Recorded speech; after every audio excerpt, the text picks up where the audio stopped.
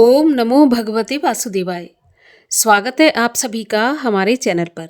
आज के इस वीडियो में हम आपको सुनाएंगे माघ मास के कृष्ण पक्ष की एकादशी षटतिला एकादशी व्रत की कथा। एक बार युधिष्ठिर ने भगवान श्री कृष्ण से पूछा, भगवान, माघ मास के कृष्ण पक्ष में कौन सी एकादशी होती है, उसके लिए कैसी विधि है और उसका फल क्या है? कृपा करके ये सब बातें हमें बताइए।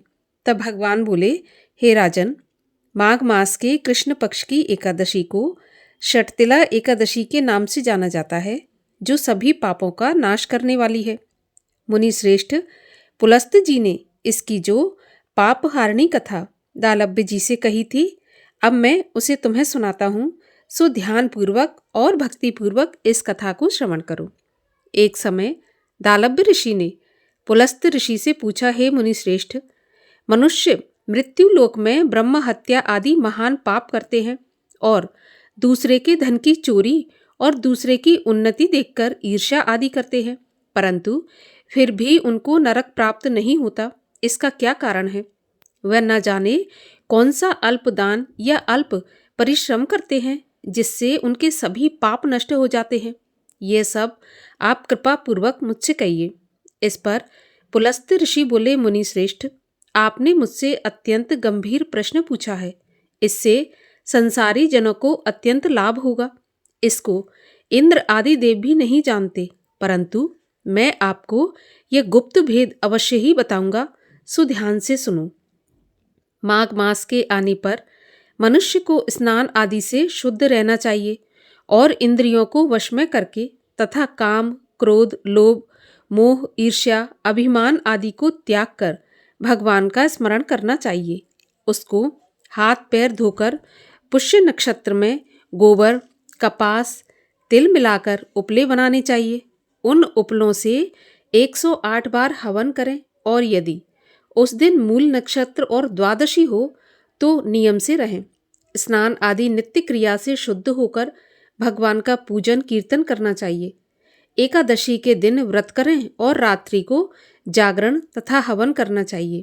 दूसरे दिन धूप, दीप, नैवेद्य से भगवान का पूजन करना चाहिए। पेठा, नारियल, सीताफल या सुपारी सहित अर्घ देकर भगवान की स्तुति करनी चाहिए।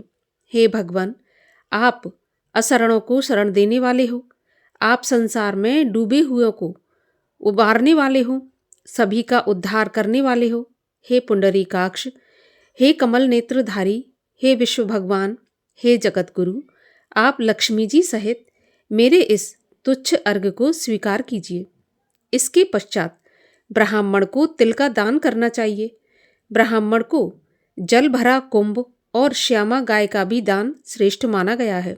इस प्रकार जो मनुष्य जितने तिल दान करता है, वह उतने ही 1000 वर्ष स्वर्ग में निवास करता है। माघ मास के कृष्ण पक्ष की षटतिला एकादशी पर 6 प्रकार से तिल का उपयोग करना चाहिए। तिल का स्नान करना चाहिए, तिल का उपटन करना चाहिए, तिलोदक, तिल का हवन, तिल का भोजन, तिल का दान। इस प्रकार से 6 कर्मों को करने के कारण ये षटतिला एकादशी कहलाती है। इससे अनेक प्रकार के पाप नष्ट होते हैं। एक दिन नारद ऋषि बोले, भगवान, आपको बारंबार नमस्कार है।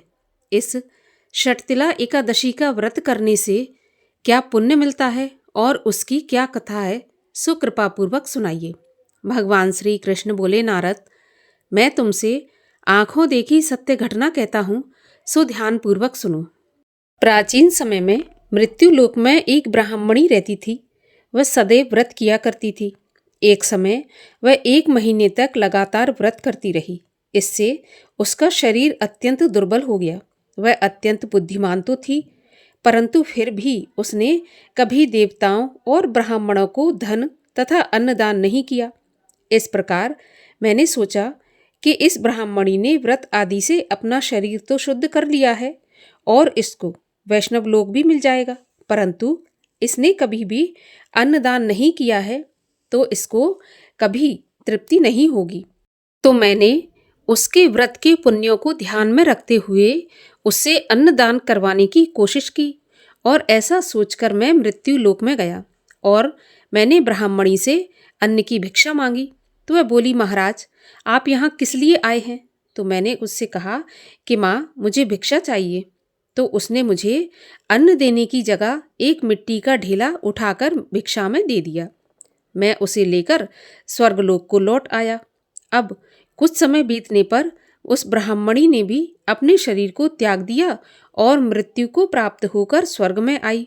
अब उसने जो मिट्टी का ढेला दान में दिया था उसके प्रभाव से उसे उस जगह एक आम के वृक्ष का सहित घर मिला, परंतु उसने घर को खाली पाया। उसके घर में कोई भी सामान नहीं था।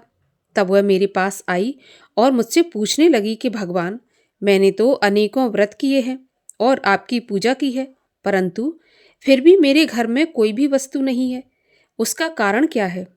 तो मैंने उसे बताया कि अब तुम अपने घर जाओ और जब देव स्त्रियां तुमसे मिलने आएंगी, तुम्हें देखने आएंगी, तो तुम दरवाज़ा मत खोलना और उनसे कहना कि आप मुझे पहले ये बताइए कि मेरे घर में कोई वस्तु या खाने पीने की चीज़ क्यों नहीं है, इसका क्या कारण है? मैंने इतने व्रत किए, पूजा की, फिर भी मेरा घर खाली क्यों है? और जब तुम उनसे ऐसा पूछोगी तो वो ही स्त्रियां तुम्हें तुम्हारे प्रश्न का उत्तर देंगी। अब उस ब्राह्मणी ने ऐसा ही किया। जब देवांगनाओं ने उसके घर का दरवाज़ा खटखटाया तो उसने अंदर से कहा कि अगर आप मुझसे मिलने आई हैं या मुझे देखना चाहती हैं तो पहले मुझे ये बताइए कि मेरे घर में कोई वस्तु क्यों नहीं है, मेरा घर खाली क्यों है, ना ही खाने पीने की कोई वस्तु है और ना कोई और वस्तु है। तब उन देवांगनाओं ने बताया कि तुमने षटतिला एकादशी का व्रत नहीं किया है और ना ही तुमने अन्नदान किया है, इसलिए तुम्हारा घर खाली है। तब वह ब्राह्मणी बोली कि तो अब आप मुझे षटतिला एकादशी व्रत का महात्म और विधि बताइए, मैं विधि विधान से इस व्रत को करूंगी। तब उन्होंने षटतिला एकादशी के व्रत का महात्म उस ब्राह्मणी को सुनाया। ब्राह्मणी ने द्वार खोला। देव स्त्रियों ने उसको सब स्त्रियों से अलग पाया, अर्थात उस ब्राह्मणी के चेहरे का तेज अलग था। ब्राह्मणी ने सभी देव स्त्रियों को प्रणाम किया और उनके बताए अनुसार षटतिला एकादशी का व्रत किया और इसके प्रभाव से उसका घर धन धान्य से भरपूर हो गया। अतः मनुष्यों को चाहिए कि षटतिला एकादशी का व्रत अवश्य करें, इससे धन धान्य की प्राप्ति होती है, जन्म जन्म में आरोग्यता प्राप्त होती है और इस व्रत के प्रभाव से मनुष्य के सभी पाप नष्ट हो जाते हैं। इस प्रकार भगवान श्री कृष्ण युधिष्ठिर से कहते हैं, राजन अब तुम भी 6 प्रकार से तिल का उपयोग करके षटतिला एकादशी का व्रत करो, इससे तुम्हें निष्कंटक राज्य प्राप्त होगा और अंत में मोक्ष की प्राप्ति होगी। बोलिए एकादशी माता की जय, कृष्ण भगवान की जय। और आइए अब करते हैं आरती।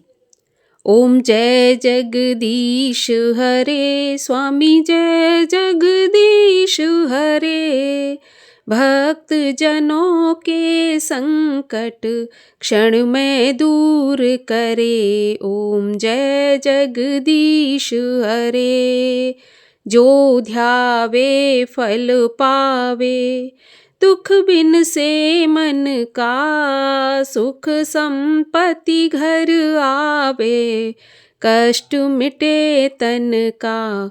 ओम जय जगदीश हरे, मातु पिता तुम मेरे, शरण गहूँ किसकी, तुम बिन और न दूजा, आस करूं जिसकी।